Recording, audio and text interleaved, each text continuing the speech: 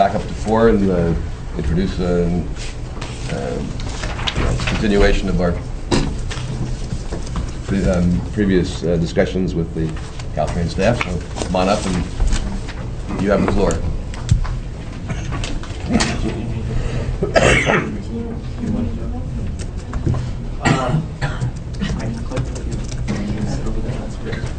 You can't talk then. You can grab the mic.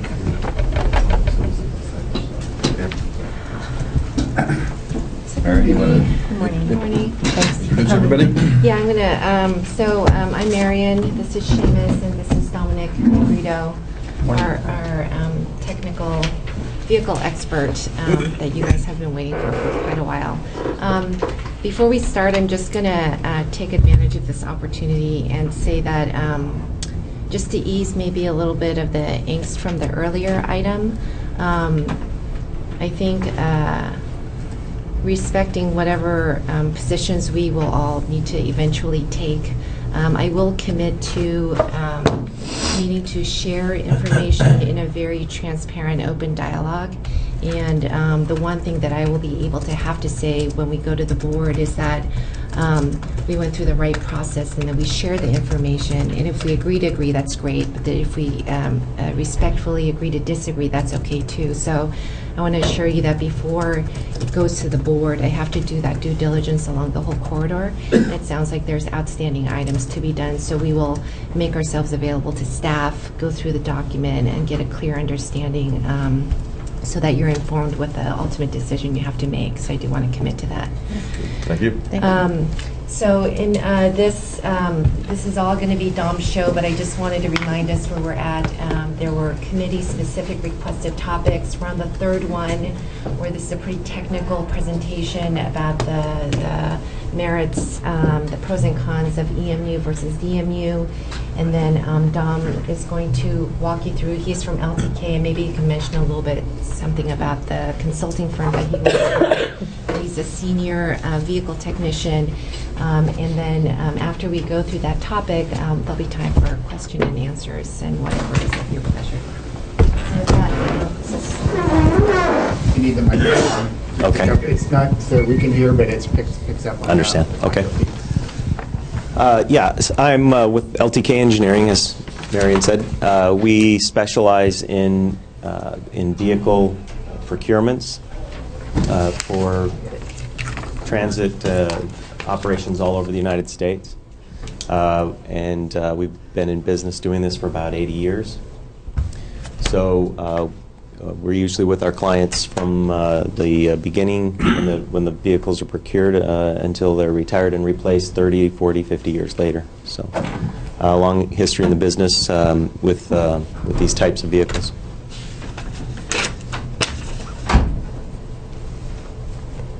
Let's see. Is that arrow? Just not liking that.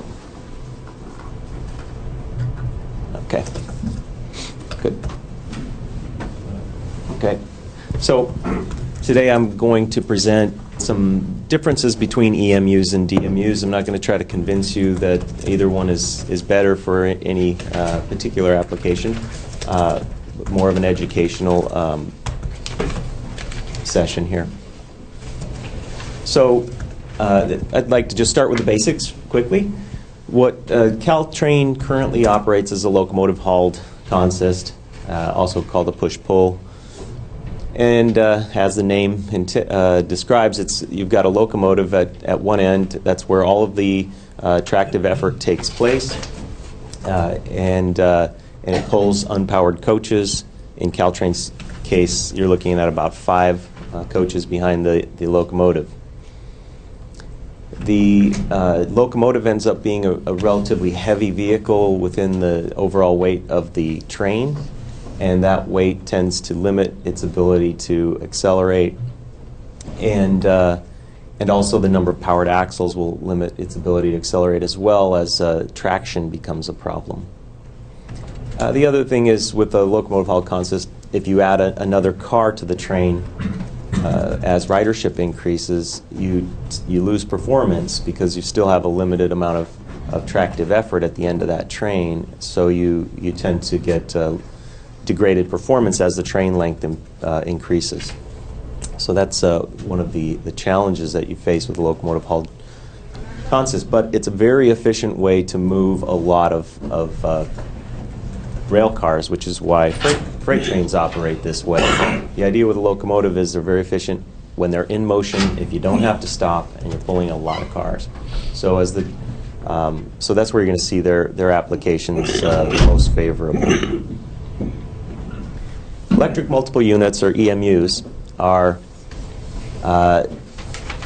basically very small electric locomotives tied together, and they can come in various shapes and sizes and lengths. A typical EMU in the United States traditionally has been a married pair. You'd see you'd have one pantograph that will pick up the power from the overhead wire, and it will provide the power the electricity to two vehicles, and typically every axle has a traction motor, and this allows the vehicle to get very good traction, and the traction motors can be sized to deliver the type of performance you want. So if you want really good acceleration, you can put bigger traction motors in there, and power conversion equipment to match. And if you can tolerate lower performance, say you have less stops and so on, those number of powered axles can be trimmed back to save money. But this is, in fact, from the commuter-sized vehicle perspective, the best acceleration performance of any of the modes. Now, the European model for an EMU actually has less powered axles. Typically, you'll have a more concentration of power towards the ends of the train. So you might see a 3 or a 4 car train set that's tied together permanently, and of that, 50% of the axles may be powered, and that can be done in various ways, whether each vehicle has its own power conversion equipment or they share, but it's a little different concept than this married pair scenario, and the CalTrain model is actually more the European model, which is, say, a 3 or a 4 car train with something like 50% of the axles powered. Diesel multiple unit, I see our picture disappeared. Well, it looks like this, but without a pantograph. If we'll use this picture, in fact, what you'll have is you'll have an engine. We'll go this way. This would be an engine and a fuel tank. You have a radiator up here, and you have a drive shaft that actually connects to this axle, much like your automobile. In some variations, though, this might be a complete electric generator, a diesel engine and a generator, and then it would just power these traction motors just like an EMU. So it would be an EMU with a generator on board, which is basically the way a locomotive is built. So the big difference here is you're carrying fuel and you're carrying a large diesel engine on each of these vehicles.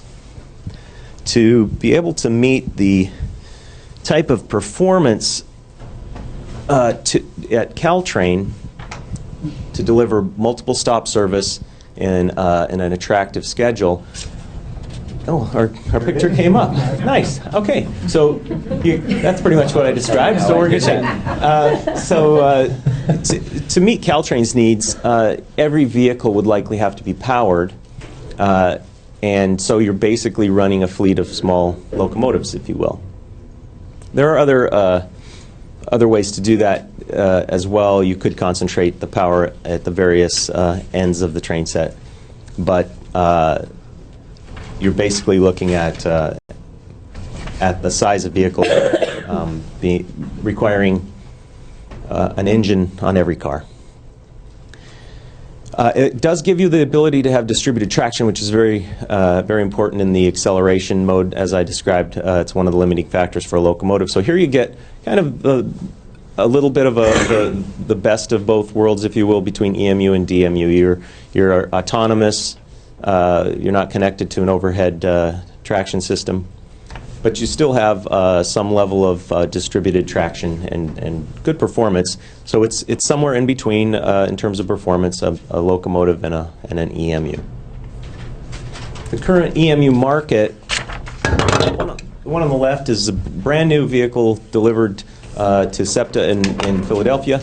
This is a married pair concept, and so it looks pretty much like the picture I showed you, and that's a classic American EMU.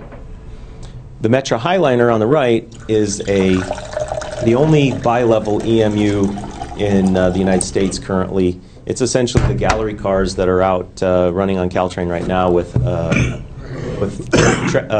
power conversion equipment and a pantograph and so on.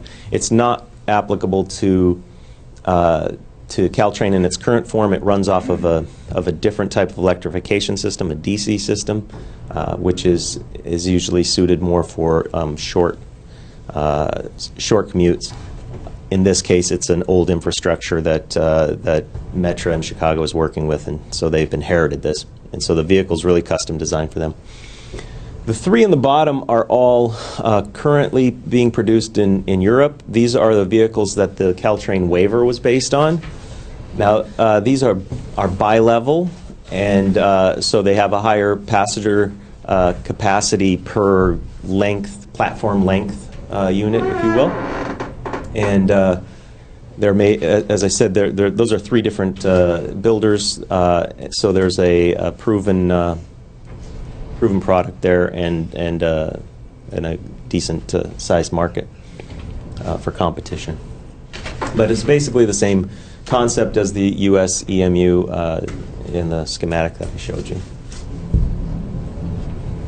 The current DMU market is a little different. Up on the left is the DMU that SMART is in the Sonoma Marin area. Rail Transit up north of here is in the middle of procuring. I actually led that procurement. And it's a single level DMU, very much like the schematic that I showed you. They run in a pair. Each vehicle has one engine on board. On the right is one of the few FRA compliant DMUs operating in the United States today. That's in Portland, and it's actually it can run as a single unit. It has cabs at both ends, but it's the same type concept. Those vehicles actually have two engines on each DMU. They're smaller, but two. Now the next row down are basically the European style EMUs. You can see the one that runs in San Diego, the Sprinter. And the one on the left is the Stadler GTW. The Sprinter operates with drive shafts, as I showed. It's just basically a slightly smaller version of the ones above. The Stadler is the one with a generator on board with electric traction motors. So it's the variant there. Both are operating successfully in the United States as well, though. And this double-deck DMU was developed for an FRA-sponsored demonstration program. There are a couple of them in existence, actually three in Florida and one in Alaska. And this has two engines per car, and it has a very high passenger capacity. But the manufacturer went out of business. The license was purchased by another manufacturer, and they have yet to produce any vehicles. Okay, so how do we go about deciding whether a DMU or an EMU is appropriate? Well, let's start with CalTrain. CalTrain has a very high station density. The stations are about 2 miles apart. Though that's pretty close for a commuter railroad. They also board the projection that was used in the EIR was 71,000 boardings per day. So you're looking at a very high passenger capacity in that nominally 50-mile length of service. So you're looking at a need of about 6 cars. What you end up getting is about 32,000 car miles per day, which essentially says we're moving a lot of rail cars down this corridor every day. So that tends to push the energy consumption up, and yet the system length is reasonably short, and that makes the infrastructure investment worth looking at for electrification. And so it's basically a high passenger throughput, a lot of stops, and a reasonably short trip length in terms of distance. Those are the things that play into that decision typically. Ultimately, those drive a life cycle cost calculation. So the other projects that LTK has worked on recently, in which we assisted our clients in deciding which way to go, Denver is in the middle of building an EMU system right now. The East Corridor, which operates out to the airport, it's about half the length of CalTrain's line, substantially fewer boardings per day, but because the frequency of the service is so high, you're still up in the 14,000 car miles per day, and which basically produced a life cycle cost that shows that in Denver, the infrastructure cost actually paid off in like 10 years, 10 to 15 years. The Gold Line in Denver probably could have gone DMU, but when you put the two lines together, there was still a payoff in electrifying the whole system. So that's how it essentially went along for the ride. If you look at SMART, our neighbor to the north, the system length, when the decision was made, the system length was 70 miles. That's now been reduced to 35. But if you look, the station spacing is 5 miles apart, so there are long runs before you have to stop and start again. It's a relatively low number of car miles per day. The ridership is substantially lower than CalTrain's at 6,000 boardings per day. So you have a far lower density. You've got 30-minute headways with your trains, so it's just not a lot of traffic on that railroad by comparison. And electrification would never pay off there. And so that's the perfect model. SMART's a perfect model for a DMU. Lower frequency of trains, a longer distance, longer station spacings. eBART is another example. It's similar to SMART in most respects, other than that it's a very short system. It's only 10 miles long. But if you look, you're still looking at about 4,000 car miles per day. So you're down in that area where it just makes more sense to run diesel-powered vehicles and pay for the fuel than to electrify that system. So this is basically, at a high level, how you would know where to start looking at the selection between an EMU and a DMU. And as I said, eventually you'd want to work that down into some life cycle costing numbers. CalTrain, are we okay on time, or? Okay. No, we have lots of time. Okay. You want to stop there for a moment to see if there are any questions? I had a question. Sure. So could you, it seems like the difference between the DMU, the decision factor is really more on the operating cost differential between EMU and DMU. Is that what I'm hearing? Or is it, what difference is in performance between the two systems, or also? That's in those next slides. Okay. Well, it is, yes. There are many factors that go into the decision, and certainly performance is key. You need to be able to move your passengers safely, reliably, and quickly. If you want people to ride the train, you need to be able to get them to work in a reasonable amount of time, and so that performance plays into the calculation as well.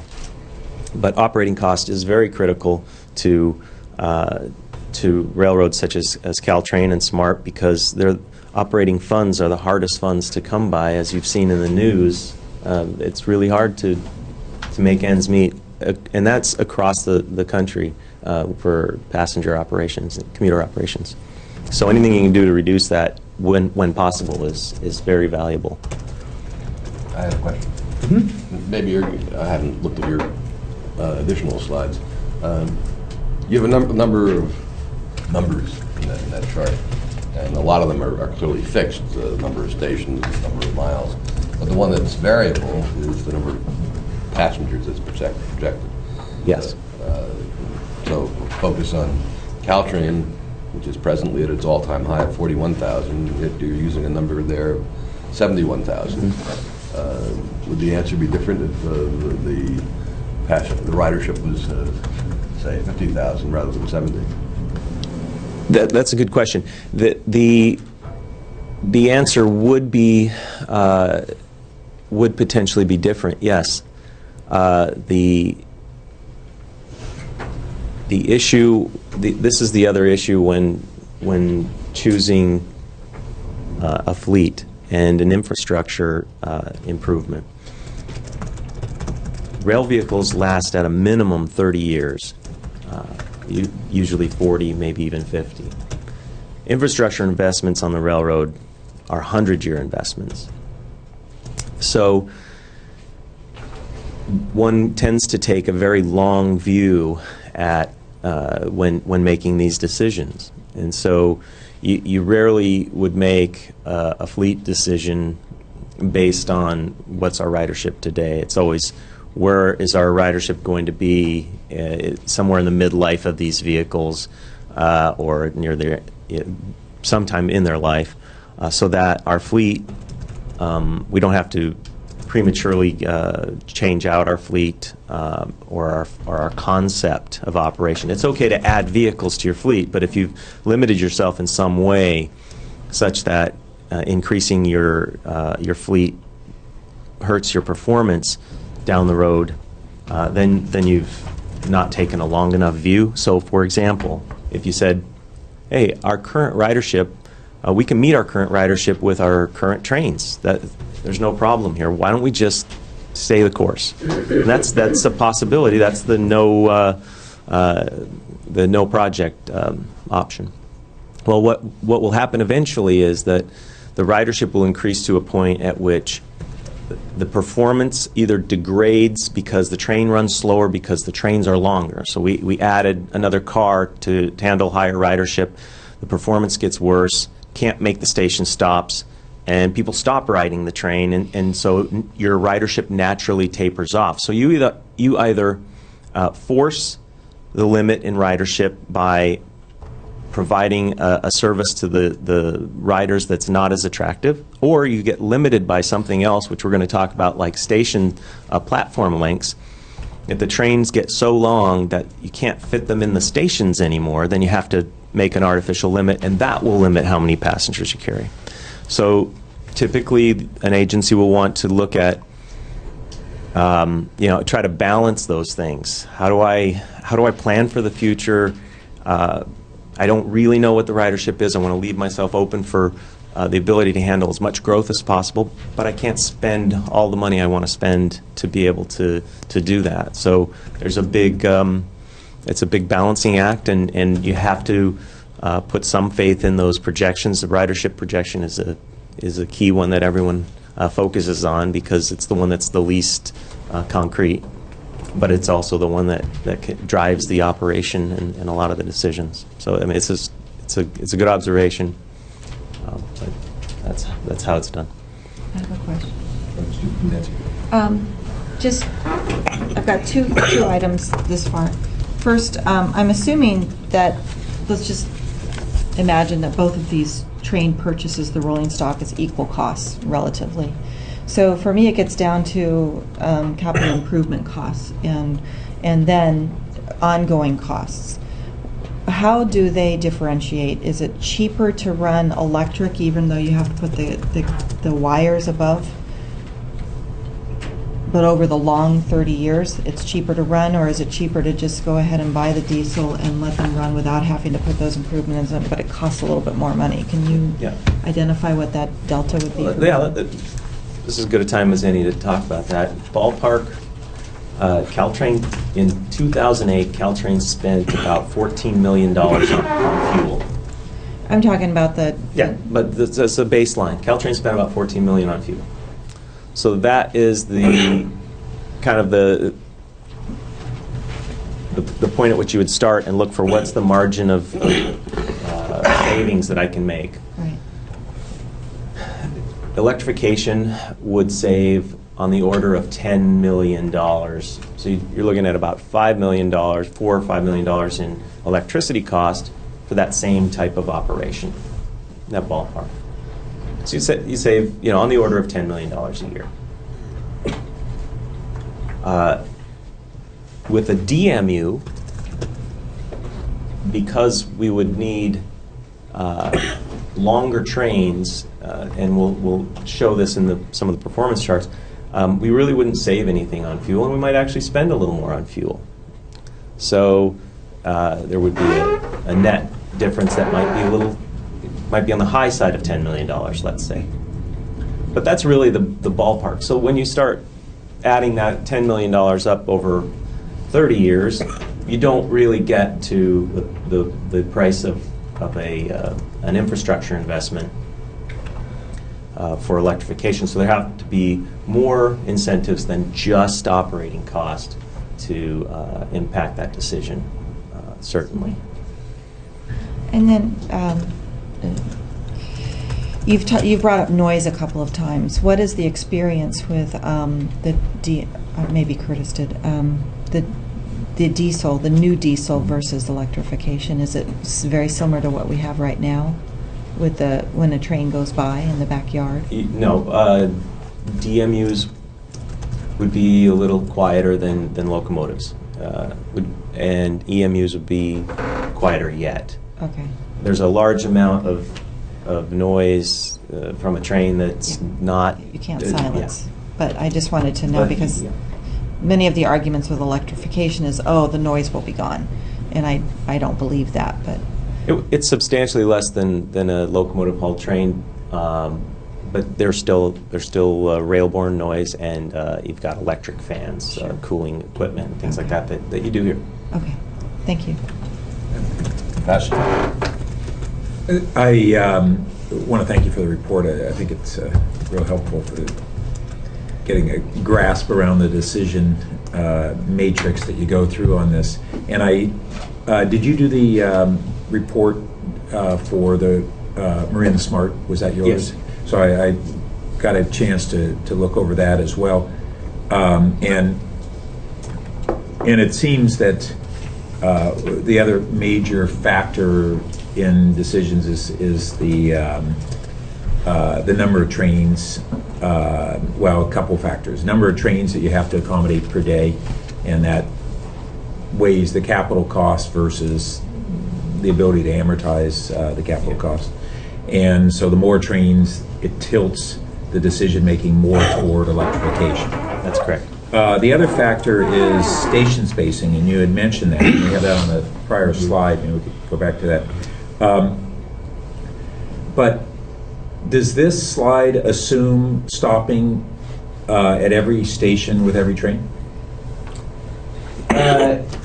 It's kind of independent of that, but the decision would, the approach that CalTrain has taken over the years that I've worked on the project has been to try to maximize the number of stations that you can stop at, because the objective obviously is to provide a service to the community, and so the more stations you can service, the better.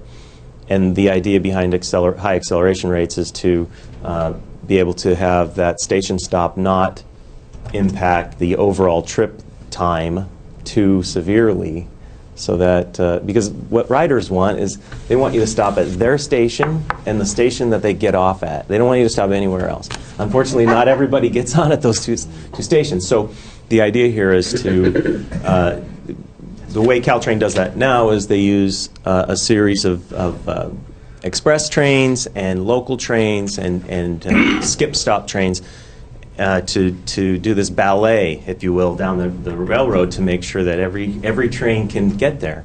And so in this case, the simpler model was, okay, can we find a way to deliver some service that's really close to an express service, but that actually makes more stops, and so it's not quite quite so complicated for the riders. But does it assume all trains stopping at all stations or some hybrid?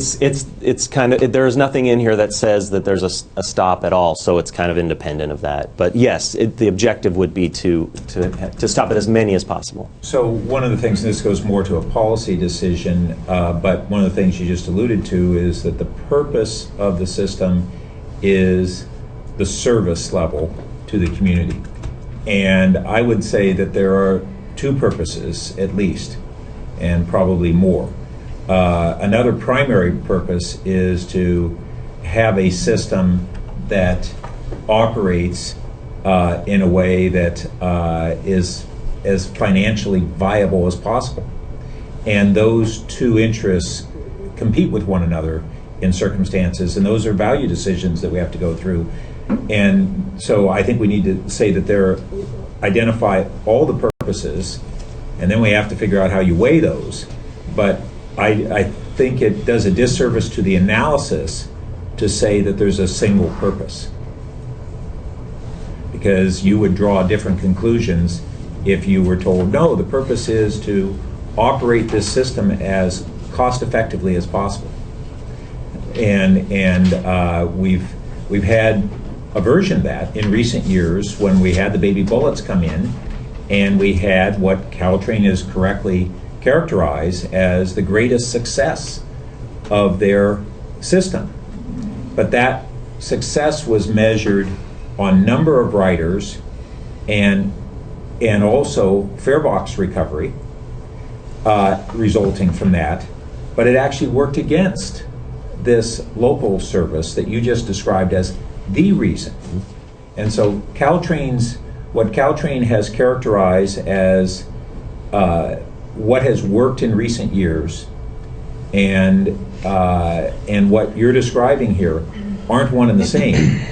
I understand that there's some way in which electrification can create a sweet spot where you may get the best of both worlds. But I think it's important for us to say there are these different objectives, and then there may be outcomes that can address both objectives pretty well, as opposed to saying there's only one objective, and that objective is frankly different from what has been the set of objectives in recent years for CalTrain, and different from their present financial crisis, which is how do they cover the nut? Yeah, that's a great observation, and you're absolutely correct. I'm speaking more to the technical end of this, and you're right, those are policy type decisions. But you made a great point, and it's an interesting business because the business model is hard to wrap your head around. The better job you do, the more riders you get, the more successful you are, the more expensive it is to operate. It's not a profit-making venture. It's not even a break-even venture. So there's almost a disincentive to deliver a great service because you have no clear way to pay for that, even though the riders want to ride. Okay, now we've gotten ourselves into a situation where we're offering a great service. More people come. How do we serve these people? Because we don't have the money to do that. So it's critical. Into something beyond what you're trying to discuss today, but I would say that an open discussion around the business model and really looking at the range of possibilities is something that probably needs to be done before the final decision is made around how to best meet that. There have been certain assumptions around the business model, and they may be the correct ones, but there may be alternative models that move us more toward a greater return, fare box recovery return, and less subsidy. Okay. Let me put one more in, and then we'll let you cover all your slides. Going back to the economics of it, and I just want this in summary basis, not great detail. You said there's a $10 million per year savings, electrification versus diesel, whether that's present diesel or DMUs. So we'll use that. And I'm assuming for the moment that electrification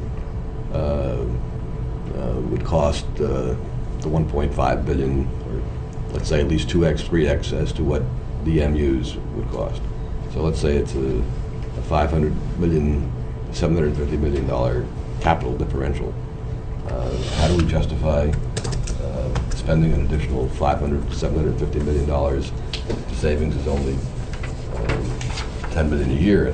That's a return on investment of what? Yeah. 1-2%, which It's doesn't pencil out. Right. So there must be something else there. Right, and that's what I alluded to earlier. The single energy savings cost in this case would not show a payoff in 30 years.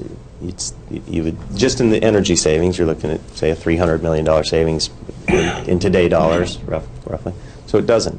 So there has to be more to that decision than simply the economics. It has to be environmental and service related and so on. So, and again, we're at the policy level with that. You know, I'm trying to just show the differences and the technologies, and come back to that at the end if you like. Can I lay something out on the table that I think is a reality?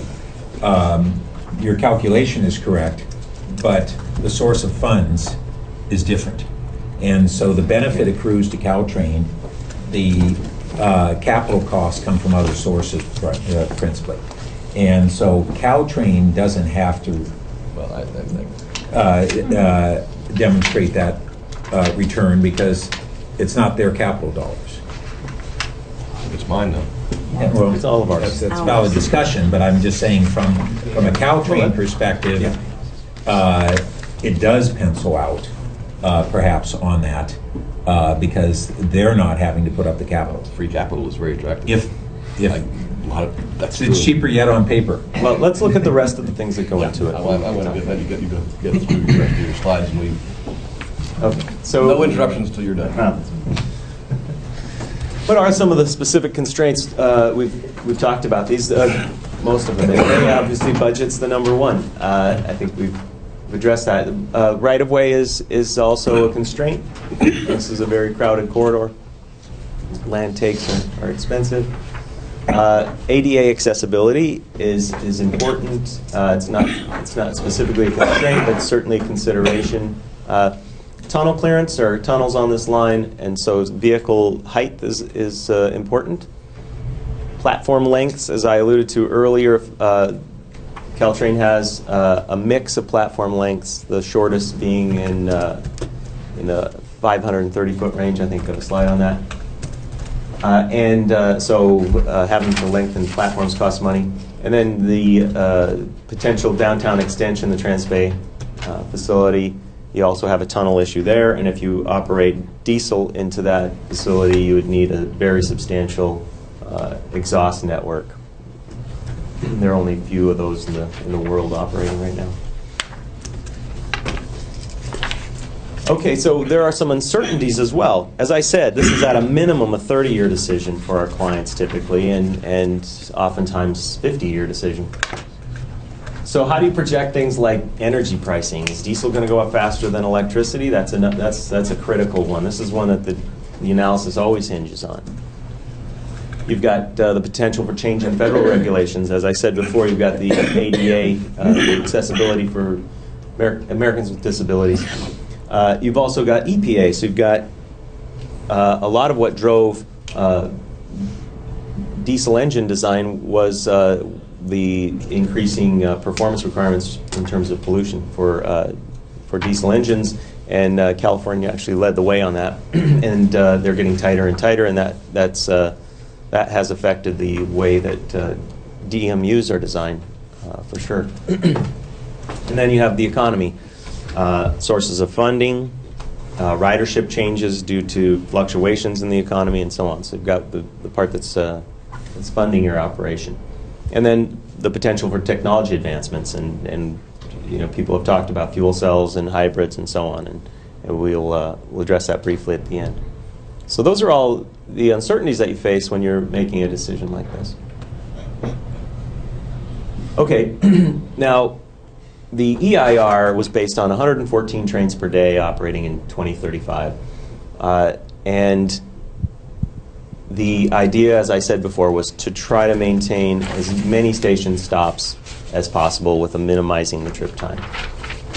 The basic analysis was San Jose to San Francisco. The Gilroy service is kind of separate from that. It was assumed that a shuttle service would be provided, but not electrified.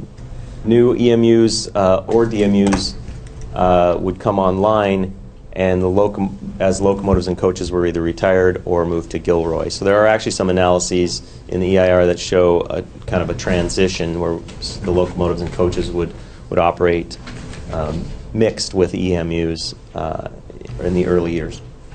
Fuel was set at $4 a gallon and electricity at 9 cents per kilowatt hour.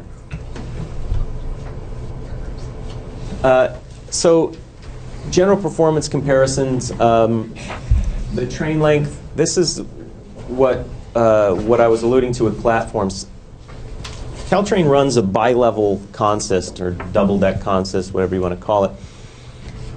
And the reason is that when the platforms are so short that you need to get as many cars at the platform as possible, and given the higher ridership that CalTrain sees, it makes sense to operate multi-level cars that have something like 130, 140 passenger capacity.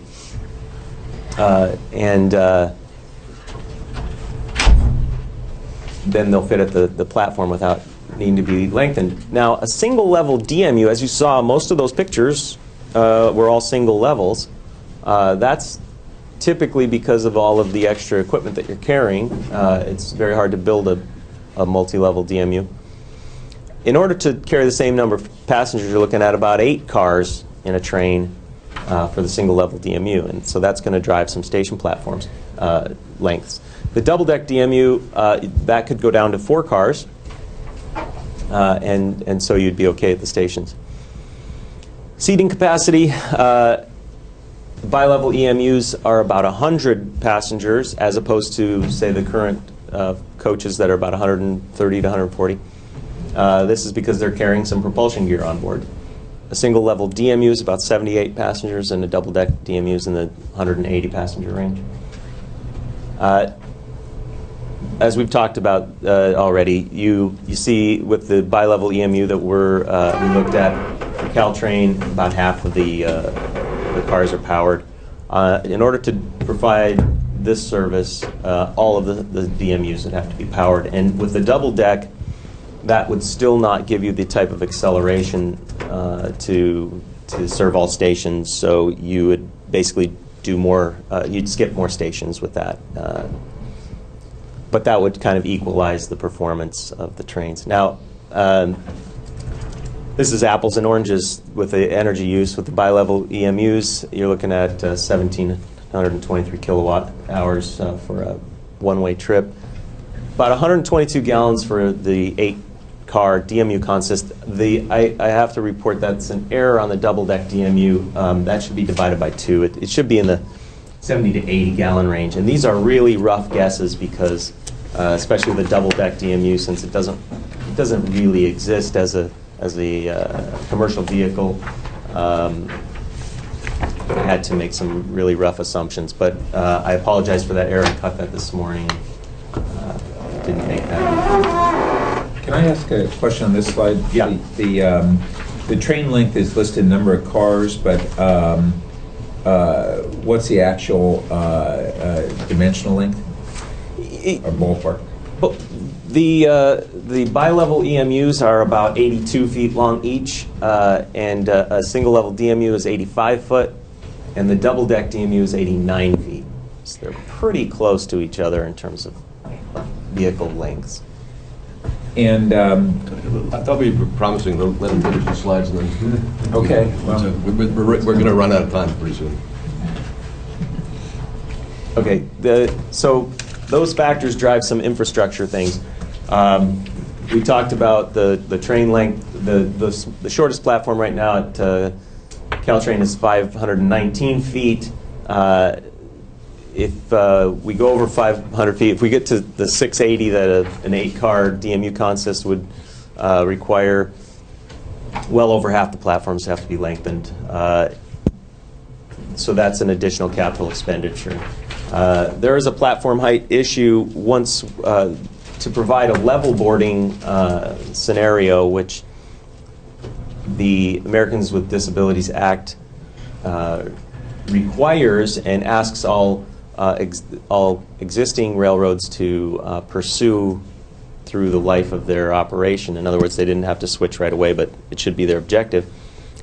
Anyway, the platforms would be nominally 25 inches for the EMU. Single-level EMUs could be serve platforms at 25 or 48 inches, and the double deck would be 48 for sure. So that drives a little bit of infrastructure cost as well, rebuilding those platforms if required. Car height is another critical one. As I said, there are existing tunnels. The double-deck DMU wouldn't fit within the tunnel, the current tunnels. The other cars all would fit. The design for DTX, as I said before, you'd need some extra you'd need substantial ventilation for diesel operation in the tunnel. It's not very common at all to operate diesels in underground stations like that. And overhead traction, obviously the bi-level EMU is the only one that requires that infrastructure. So you see that each decision will be influenced by infrastructure requirements, and conversely, a decision on a vehicle can drive infrastructure changes. So if we look at it on the life cycle cost basis, I just gave some rough categories for cost. $20 million is $1 sign, 20 to 100 million is 2, 100 to 500 is 3, and 500 to 1 billion is 4. The last one doesn't look quite right. That should be $5 signs. So basically, the fleet costs are in the same ballpark. The single-level DMU fleet would be larger because you'll need 8 cars versus 6 per train, but they're still in the same ballpark price-wise, as is the smaller double-deck fleet. That's because the double-deck DMU is about twice the price of the single-level or the bi-level EMU. Electrification is the big number in there, as you already alluded to. It's in the billion-dollar kind of range. Extending platforms is in the under $100 million range. Raising platforms is in the under $20 million range. You've got the potential to increase the bore of the existing tunnels. You've got the work at DTX. All of those are in the $20 to $100 million range. And then you've got some minor issues with storage and maintenance facilities. The double-deck DMU probably could be maintained at CMOF, the current CalTrain maintenance facility. The others would probably require more real estate because the fleets are bigger. Energy and vehicle maintenance, when you add all of this up, they actually get into the, over the 30 years, the EMU, as you see, there's a savings in energy and vehicle maintenance that is substantial. You're looking at the costs in the $500 to $1 billion range over 30 years, where energy and vehicle maintenance for the DMUs is going to be over $1 billion. And so at the end of the day, these all add up to putting you in a similar ballpark life cycle cost range over 30 years. And those are going to be in the, something like $2 billion.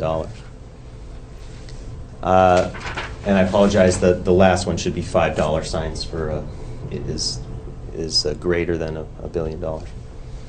But basically, the long and short of it is there are some capital infrastructure issues that go along with this. And the one thing we didn't cover in terms of maintenance cost is the fleet is larger for the DMUs, so the maintenance cost goes up. And then the maintenance cost also goes up because you have to maintain the diesel engines. So there is a higher maintenance cost, so it's not just fuel savings.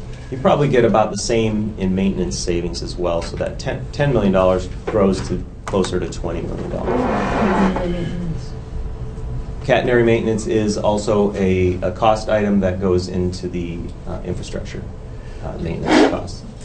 That's correct. Did you just, say $20 million in operating savings, including the maintenance savings?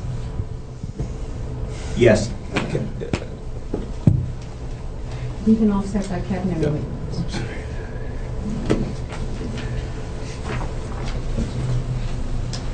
Okay, so during this process, it was determined that the EMU was proven technology. It was from a large supplier pool, which equals a very low risk in terms of procurement risk, as opposed to something that's a prototype or not in production at all. With the frequent service of 6 trains per hour or more during peak, this makes the electrification more attractive. And as that ridership increases beyond that to 8 and to require 8 trains per hour or 10 trains per hour, then the electrification pays off sooner. The highest acceleration rate from the EMU allows the service to provide the maximum number of stations served. It keeps the fleet size at a manageable level, and it fits with the current platform lengths. It also has the lowest local emissions, both in noise and air quality, which we haven't really addressed in this presentation. But those are the types of decisions that are more policy related than anything, and those are inputs that we typically, as a vehicle engineer, take from the client and say, okay, how important is emissions? How important is your accessibility? What are your current capabilities in terms of fleet management and so on? Now, people have asked about emerging technologies, and there are a few. Hybrids, just like your Toyota Prius, GE is developing a hybrid locomotive.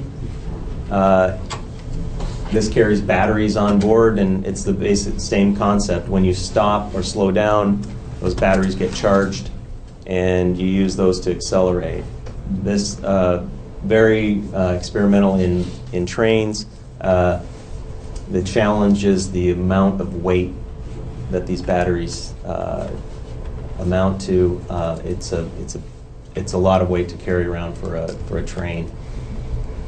And it's an emerging technology, even though it's commercial at the automotive level. When you think of the volume of rail vehicles out there, it really doesn't help to drive that development. CalTrain's looking at vehicle quantities on the 100 scale, as opposed to an automotive application. You can see how it would be hard to justify development of that kind of technology. Fuel cell switch engines. That's really as far as they've gone in rail vehicles. Switch engines, and again, those are low mileage. They're working in a very confined area, and it's really more of an experimental. It is commercial, but it's very low volume. And I would say that the fuel cell one especially, and liquefied natural gas switch engines also, were the result of California's emission laws. They really drove that in the LA basin. That's where you see some of that type of activity.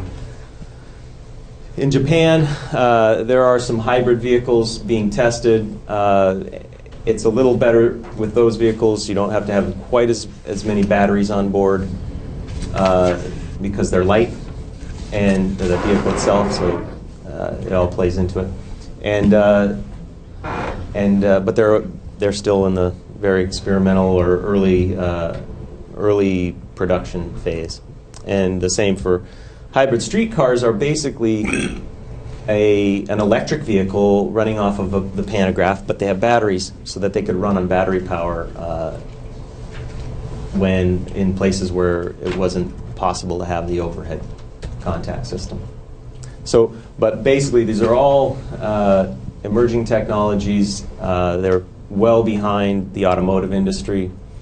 and basically these things are typically measured as a level of risk for the agency. It's not common, given the tight budgets and time constraints, for transit agencies to want to accept the large risk of a development project. Okay. Now the rest of the questions. Okay. And I also want to say that if members of the public wish to address us on this item, please fill out a card and give it to the clerk over here at my left. Where are the cards? Well, we should do some- Yeah, they're right up here at there. the table. But the questions will come really from members of the council for the questions. Pat? Yeah, a couple. One is on the extension of the platform links. I haven't heard of whether there's a differentiation between having to extend all platform links or extending those that are the heavy use platforms. And for that matter, I haven't ever seen a list of what are the current platform lengths. So are the heavy use ones already longer than some of the light use ones, and does that enable some other alternatives? And I appreciate it if you don't necessarily have those answers today, so I'll toss that out. On the energy use on the slide, you had the double-deck DMU as being comparable to the single-level DMU, and yet with that revision that you made, does that number also come down on the slide that had the dollar signs? Because it's basically, it comes down. It was 122 gallons versus about 75 for one-way use. Yes, the trade-off is performance for fuel in that case, and so that should probably reduce one of the dollar signs. You also had comparable fleet cost, and yet on the double-deck DMUs, it's half the number of cars. Twice Are the they price. twice the price? Yes, absolutely. Oh, okay. And under the hybrids, for instance, I read about the Hitachi hybrid, and is it correct that hybrid system on not only streetcar level but potentially on a commuter rail line would not require electrification through the whole system? They can run for distances? That's the intent, yes. And those systems right now work far better on the smaller, lighter vehicles, again, because of the amount of batteries we're talking about to move a big train. So you're seeing them developed at the streetcar level, at the light rail level, or the metro level, because all of these vehicles are very light, as opposed to the larger commuter-sized vehicles. Yeah. Okay. I may have another question later. I will say that Palo Alto has a long enough platform to accommodate any of these trains, and so do the end stations, but very few other stations on the railroad. So back to everybody wants the train to stop at their station, you would be okay with that, but just no one else would. And this kind of returns to one of the prior slides, that we look at boardings per day, but the constraint on our system is really peak hour capacity, correct? Yes. It's not boardings per day. I mean, we could fill up the midday trains and that wouldn't. But I'm glad you brought that up, because both EMUs and DMUs give you a level of flexibility that a locomotive and coaches do not, which is you can split the train up in the middle of the day and run a shorter train and save energy that way. And in fact, the analyses that we've run for CalTrain over the past years have shown midday trains at basically half the length. So both of those vehicles can do that, and that is an advantage. The other place that you can save some energy is in the ability to regenerate. So when you brake, just like in a hybrid where that electricity goes into your batteries, that goes into the grid. And so typically another train on the line will pick that energy up. It doesn't even get off the local grid, so to speak. So you get about a 10% savings in energy that I haven't really addressed here. But typically in a regeneration situation, you save about 10% on your electricity bill. And in The DMUs, distributed traction, do they have better acceleration than the conventional diesel? Yes, yes, absolutely. With the double-deck DMU, though, it's simply a power-to-weight ratio. It's a big, heavy car, and so it's going to be limited by its by that, and it's actually a little slower than the locomotive. Oh, and finally, on the slide that had the comparison of the train length, seating capacity, et cetera, it didn't have the current condition in terms of what is our current train lengths and, more importantly, seating capacity. And I think the double-deck current system is pretty high, right? Yes, yes. And the seating capacity for the bi-level EMU was with 8 cars, and a bi-level EMU would match. I think here, the capacity of the current cars is somewhere between 700 and 800 seats, I think. So that slide would be really great to add on, not only the current CalTrain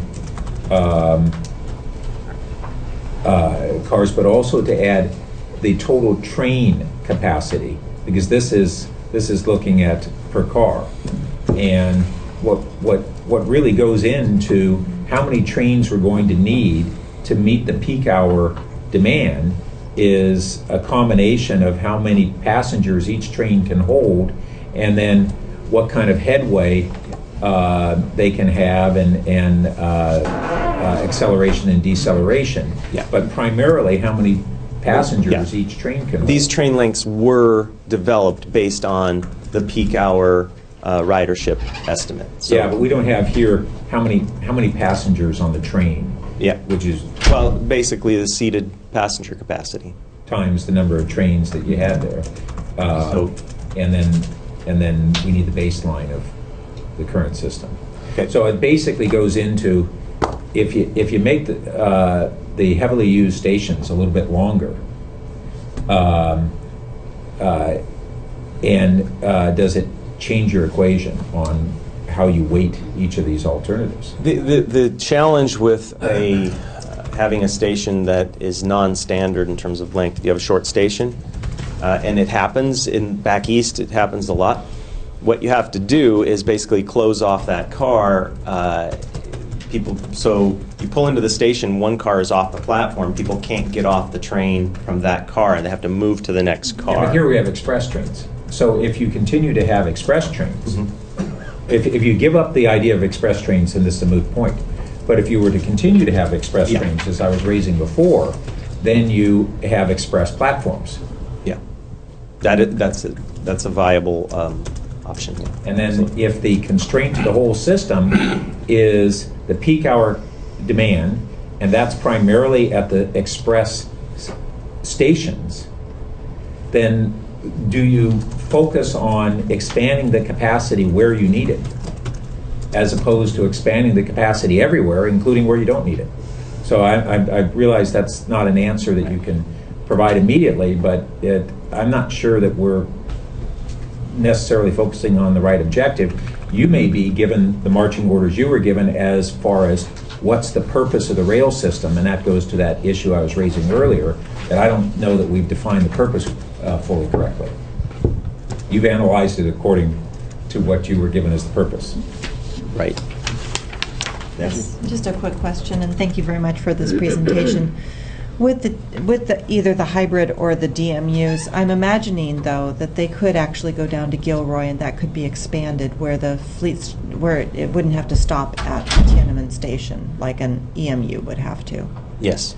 Okay, so that's not part of your presentation here. You're still assuming that there would end up being a transfer.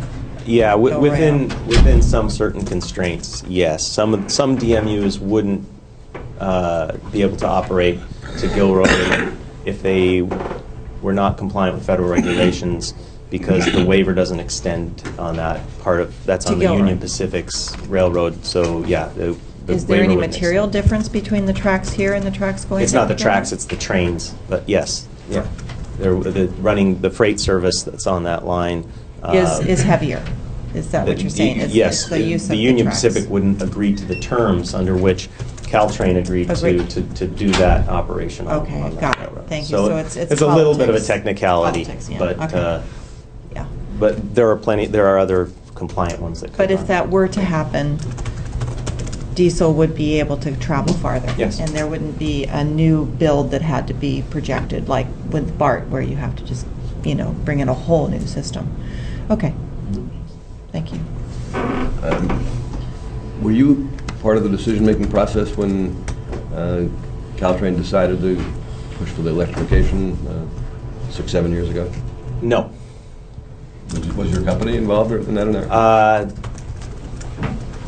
I don't think so. I've been involved with the project for 5 years. So when I did the analysis I did, we were well into the electrification EIR. So I can't speak to the before I was involved, at least not right now. Okay, good, thank you. And thank you very much for an excellent presentation. Very good. If you're tired of engineering, I think that you have a career as a lecturer. Thank you. Excuse me. Before we hear from members of the public, we also want to hear from Frank Guzzo, who is the Director of Business Development from Siemens. Mr. Guzzo, thank you for coming here today, and we look forward to hearing. Down. Made my life much easier.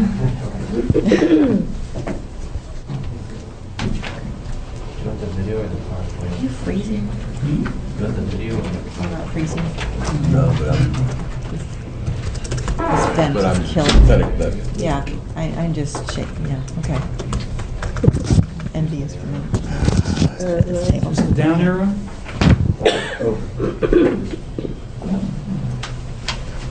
Okay, good morning. I think Dom is basically taking care of most of my presentation for me since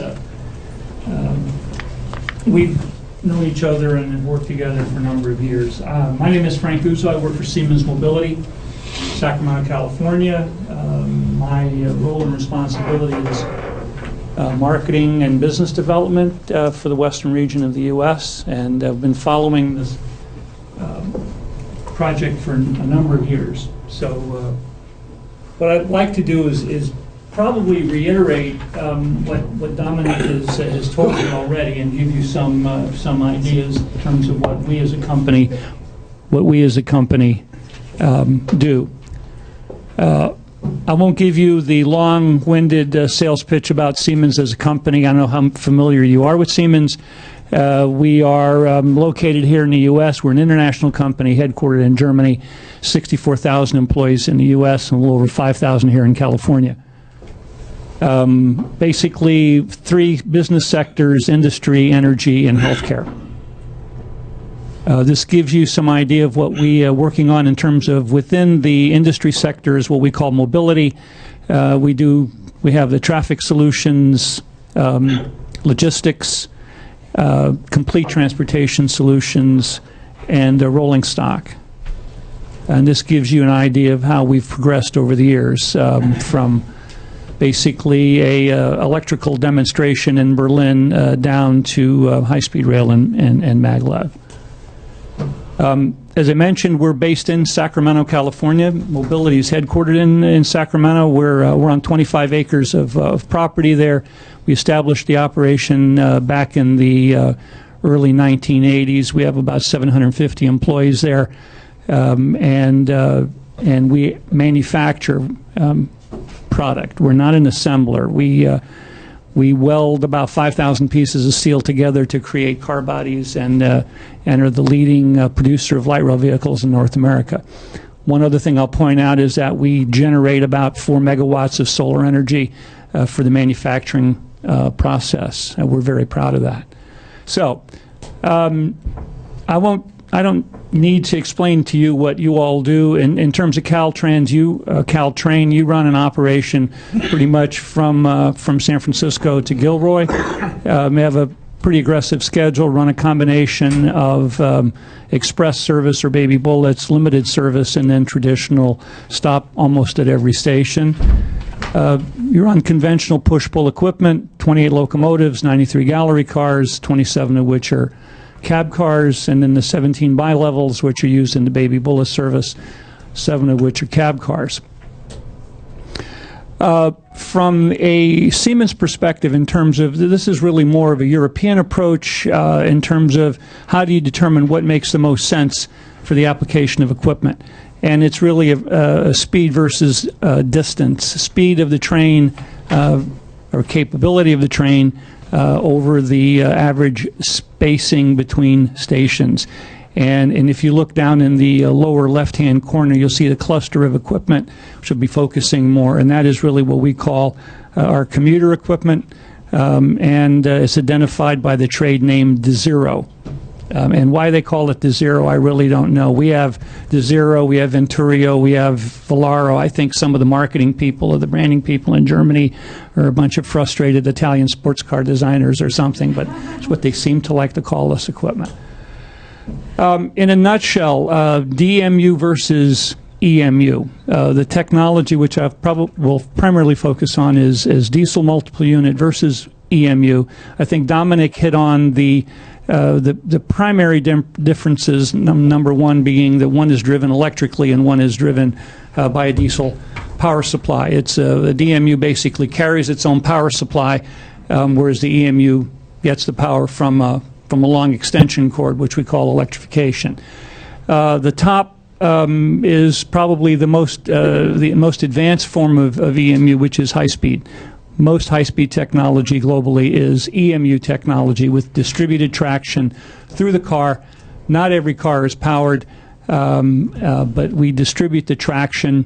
We bring the power on board, we condition it, and it can be operating any one of a number of different voltages, and typically high speed, as an example, 25,000 volts AC, single phase, down to, as Dom mentioned, in Chicago, the EMU service there runs at about 1,500 volts DC.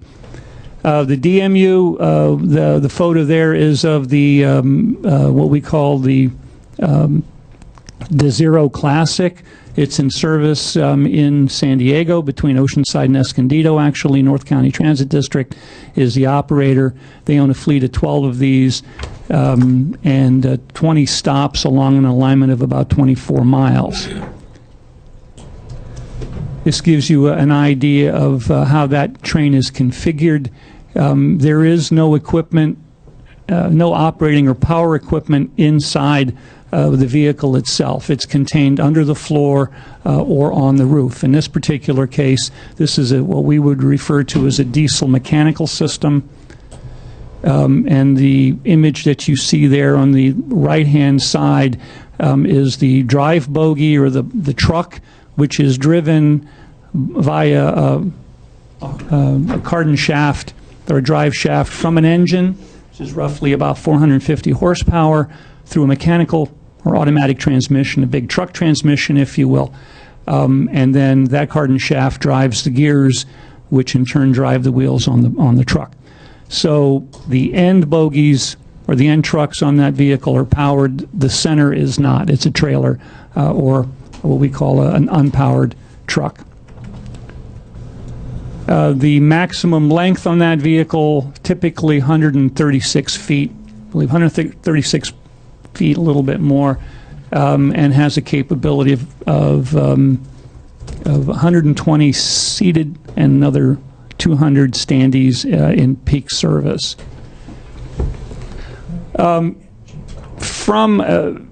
As time goes on and the demands in Europe have changed, primarily because of structure and collision, or shall we say safety requirements, Siemens has since developed what we refer to as the Zero Mainline. And the Zero Mainline is the next phase of the Zero Classic, but there are a number of changes, most of which you can't see.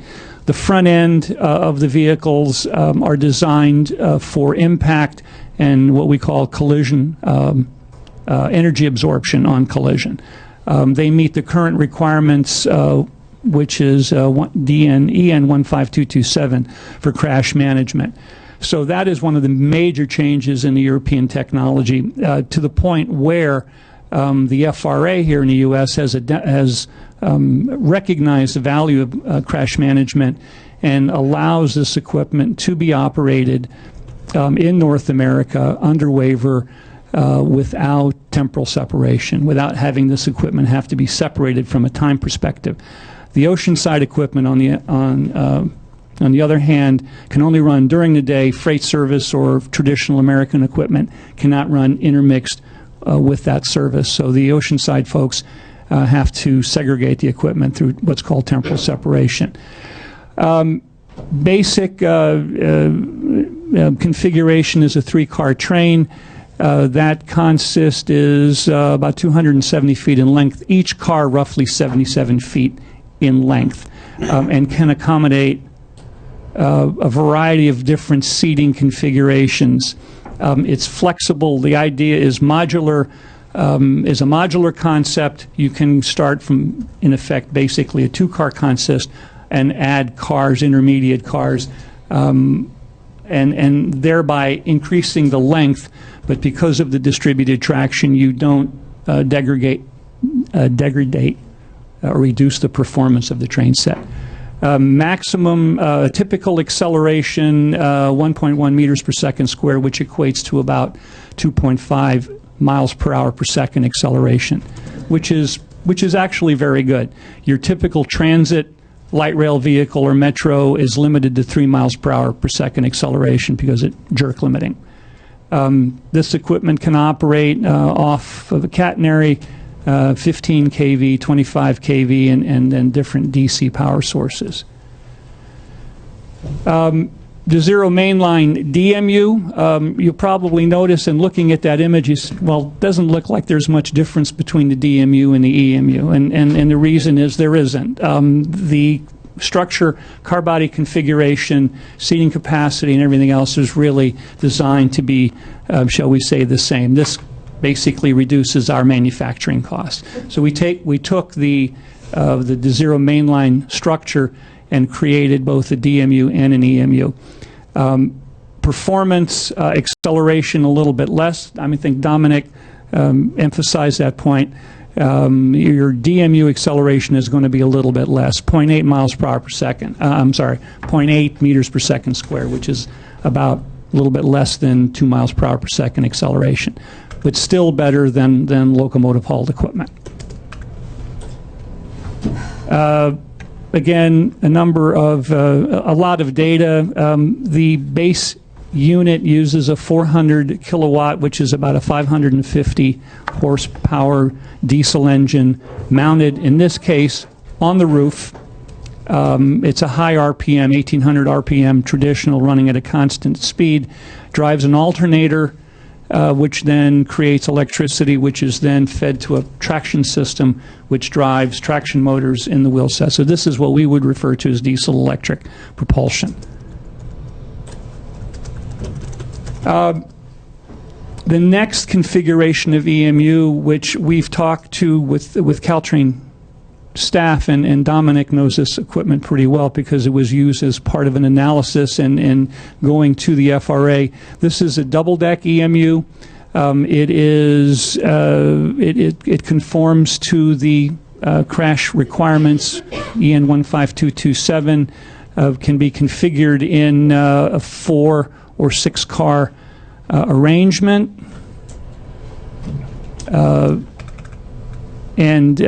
Typically the 4-car arrangement, I think, is what was looked at for the base CalTrain service. Can operate in a number of different operating voltages, 1.5 DC up to 25 kV AC. And this gives you an idea of how the cars are laid out. This equipment runs currently in Switzerland. It's what's referred to as Zurich S-Bahn, basically from downtown Zurich out to the airport. And This shows a 6-car consist. The end cars in this particular train are the powered cars, and the intermediate or the center cars are unpowered. So overall, the addition of equipment, or as you add more coaches, you will see some reduction in performance. But because of the sizable traction equipment, it's not as noticeable as if you add more cars to a locomotive haul consist, a diesel locomotive haul consist. The Swiss and the Europeans generally have 2 classes of seating: first class and then second class. This is premium seating. This is again airport service, and the propulsion on the end car is 1.6 megawatts of power.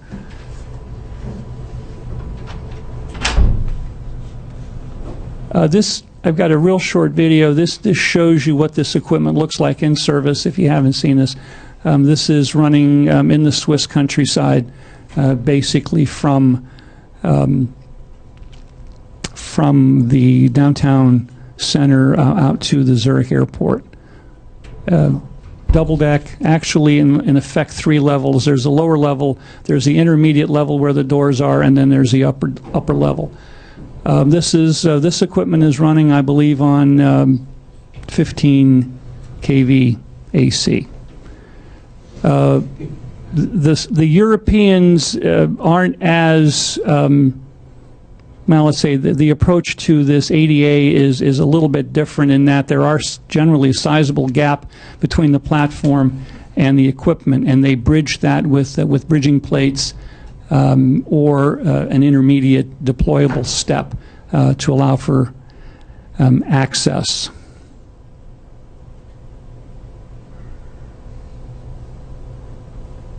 Okay.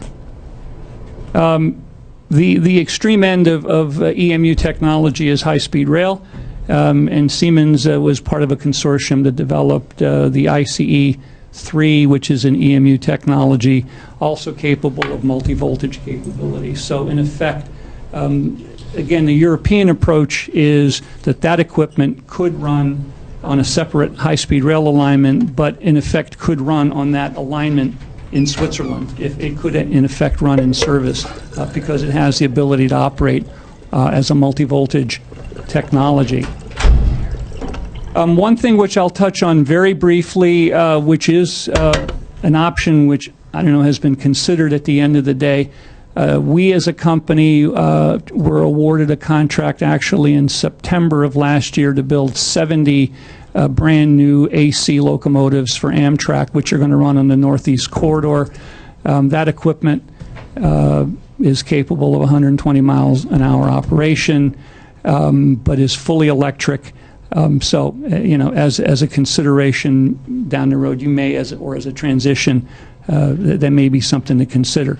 We will be building this equipment in the Sacramento facility, starting hopefully. We're going to start cutting metal and welding it together sometime next year. That equipment is based on what's referred to as the Vectron locomotive platform, which is a Siemens product developed in Europe for both which is called multi-system technology, operating on a variety of different voltages, as well as strictly AC propulsion. So I kind of ran through that. I know time is maybe a little bit of a concern, so I'd be more than happy to answer any questions. Thank you very much, Mr. Bender. Thank you. Are your slides available? Yes, absolutely. If you send those to staff. I actually will leave the memory stick with the Palo Alto City staff, and then they can make it available. I don't know if you can do it on the website or whatever. But We can do that. Okay. Thank you. Thank you. Okay, let's hear from members of the public, and we still have another agenda item that we have to get to as well, so we're running way behind. Nadia and I, and Nadia will be followed by Eleanor Hampson. Thanks. Morning, Nadia. Good morning. I was going to just reiterate what Councilmember Burt said about getting a list of the station lengths. That would be helpful. And I was going to ask if if changing the headway affects the operating, the life cycle and kind of the cost of everything, because they assumed a 10-minute headway, but that also has kind of these policy assumptions that they're going to run a train that stops at every station every 10 minutes. And so how does that dial work? You don't have to, I mean, you can answer, I guess, when we're done with public comment. I don't think I can do that now because it takes away from my time, but.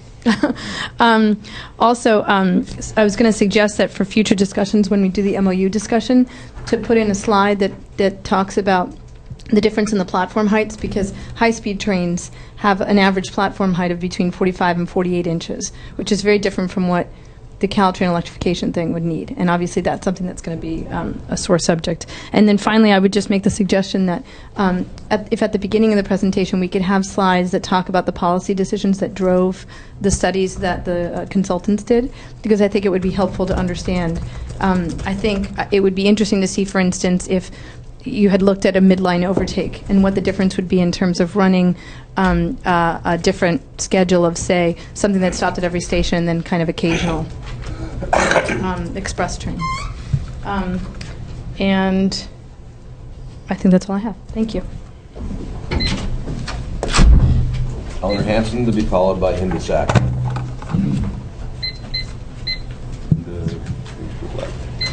My name is Eleanor Hanson. I have experience in Sunnyvale with traffic impact analysis, and I want to make a couple of comments. One, there'll be two analysis within the traffic impact analysis. One is a cumulative traffic analysis. Oh, this is about baselines. And if you want to throw everything, including the kitchen sink, into that analysis, go right ahead. For your current and existing condition, you want it as lean as you can get it. Let's say the effect is, let's say, 3 units. If your current and existing is 3 units, you can see you've got a significant effect. You let your current baseline go to 8, 9, you will not be able to see whether you really have a significant effect from the project using current and existing, and that's what's really important. And specifically, you might want to check, using 2004 traffic numbers seems to me be rather stale. You might want to check to numbers available to you whether or not the traffic in Palo Alto, let's say Hamilton, Embarcadero, Meadowfield, has changed upward or downward since 2004 compared to 2010. We've had traffic decrease in Sunnyvale during that time period because I look at the numbers. Check. You want as lean a baseline as you can to be able to see the real the impact of this project, and so don't let yourself be adding things to that baseline. Thank you. Thank you. I don't see Ms. Sack here. Our next speaker will be Adina Levig. She'll be followed by Roland LeBrun.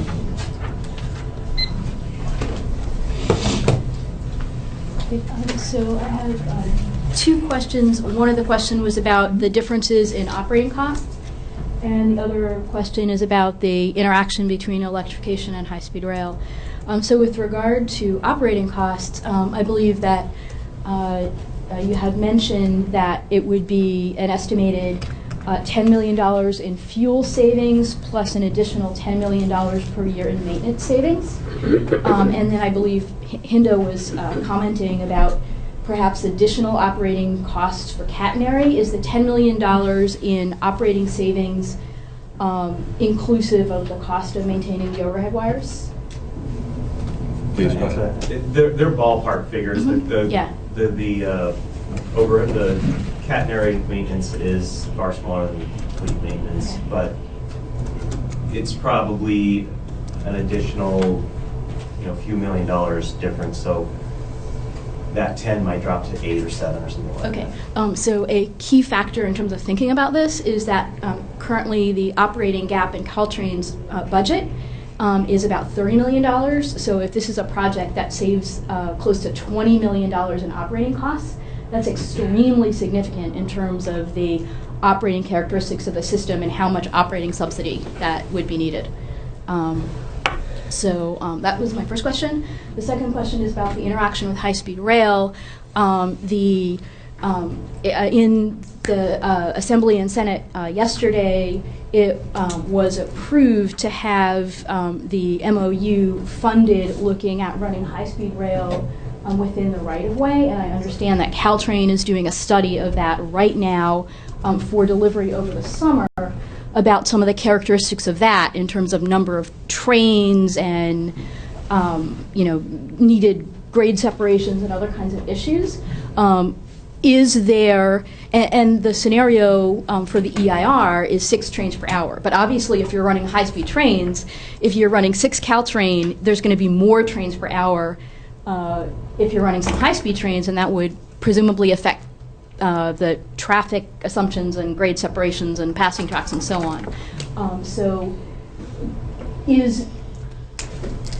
How do those deadlines intersect, and does it make sense to go with these assumptions when at the very same time we're also studying these different assumptions for the high-speed project? So, I think we're going to defer a longer, maybe a very long answer to that, because the focus of this meeting was on CalTrain electrification, right, without regard to high-speed rail.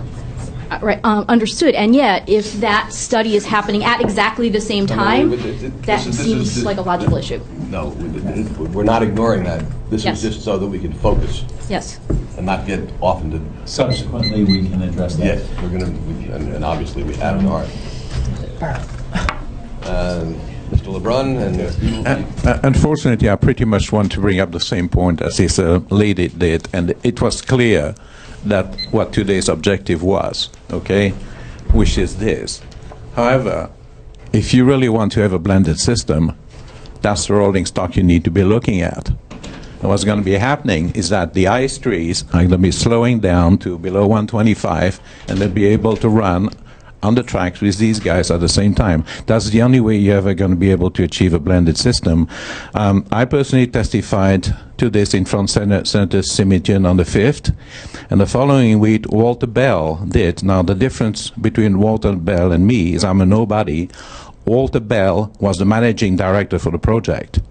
So I would suggest at some point you might like to invite him here. He's on the peer review committee, and if you fast forward 31 minutes into the testimony in front of the select committee on the 11th, he spends about 3 minutes talking about exactly this. Thank you.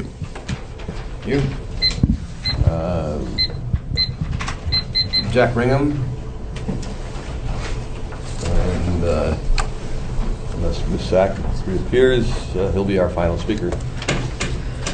2 points. One, I think this alleged $10 million a year savings in energy costs of electrification versus diesel should be, we should get some detailed backup on that. There's, as far as I can recall, there's no claim of those kind of savings in the EMU, and I notice in the slide presentation that they mention 9 cents per kilowatt hour as the cost of energy, whereas the high-speed rail business plan projects their energy costs at about 15 cents per kilowatt hour. That's a significant difference that I think should be checked out. Another point is the emphasis of CalTrain has been on speed of service with baby bullets, and it's been accomplished at the expense, particularly during the rush hour, of frequency of service, particularly for the low-volume stations. And I'm wondering if a study could be made of the impact of the combination of positive train control and a midline overtake track would permit running more than 6 trains per hour during the peak season. If so, rather than increasing train length to accommodate increase